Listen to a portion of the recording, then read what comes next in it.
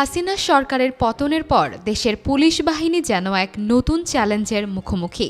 বাহিনীতে ফিরে এসেছে পরিবর্তনের ঝড়। গত ৩ মাসে বদলি করা হয়েছে প্রায় ৪৫,০০০ পুলিশ সদস্যকে, যা মোট বাহিনীর ২৫%। বিশেষ করে ঢাকা মহানগর পুলিশে বদলি হয়েছে ১৮,০০০ সদস্য, যেখানে মোট সদস্য ৩২,০০০।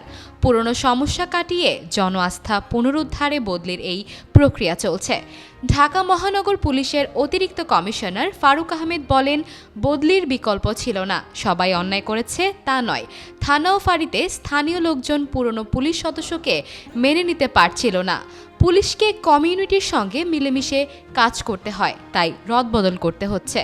রাজধানীর মতো জায়গায় নতুন পরিবেশে কাজের ধরন নিয়ে সম্যক ধারণা দিতে নানা উদ্যোগ নিয়েছে পুলিশ প্রশাসন। নীতি নির্ধারকরা বলছেন, কাজে গতি আনতে এই বদলি। গেল ১.৫ দশকে নানা বিতর্কিত কর্মকাণ্ডে জড়ায় পুলিশ। গণঅভ্যুত্থানে পুলিশের বিরুদ্ধে মানুষের ক্ষোভের বহিঃপ্রকাশও দেখা গেছে। পুলিশে পরিস্থিতি থেকে বের হওয়ার চেষ্টায় আছে। পুলিশ সদর দপ্তরের মুখপাত্র এআইজি ইনামুল হক সাগর বলেন, মেধা ও যোগ্যতার ভিত্তিতে বদলি ও পদায়ন করা হচ্ছে। এদিকে খুলনার মতো জেলায় বদলির ক্ষেত্রে লটারি পদ্ধতি চালু করা হয়েছে, যা স্বচ্ছতার প্রতীক হিসেবে দেখা হচ্ছে।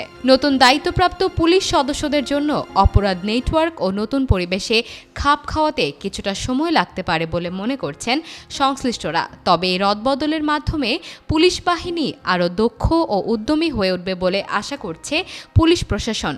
সংস্কার ও স্বচ্ছতার মাধ্যমে আরও শক্তিশালী পুলিশ বাহিনীর প্রত্যাশা করছে জনগণ।